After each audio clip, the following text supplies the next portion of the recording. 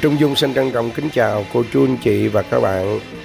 Hôm nay Trung Dung lại một lần nữa gặp em Văn An. Xin trân trọng giới thiệu người trên màn hình. Đó là em Văn An, một nhạc công khiếm thị, một người con của quê hương huyện Thủ Thừa, tỉnh Long An. Cách đây mười mấy ngày thì Trung Dung có gặp em An. Trung Dung có đăng clip hòa với em An và tấu với em An. Hôm nay thì bất ngờ gặp em lại một lần nữa, cũng ở quê hương Bến Lức. Hôm nay thì Trung Dung xin giới thiệu tiếng đàn bầu của em An.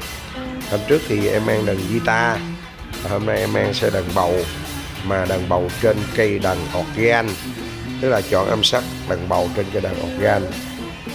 Trung Dung cùng với lại em An sẽ hòa Phụng Hoàng 8 câu và cùng với một tiếng đàn nữa của một người anh ở dưới miền Tây, ở Trà Vinh, có cái tên là anh Chính Lẹ. Anh cũng đàn cò rất là ngọt ngào, cùng với lại Trung Dung đàn guitar. Gửi lên cho cô chú anh chị và các bạn xem đàn Phụng Hoàng và câu 1 câu 2 vọng cổ. Hôm nay Trung Dung sẽ đàn dây ngân vang cùng với lại tiếng đàn bầu của em An. Rồi mời quý vị thưởng thức. Xin trân trọng cảm ơn rất nhiều.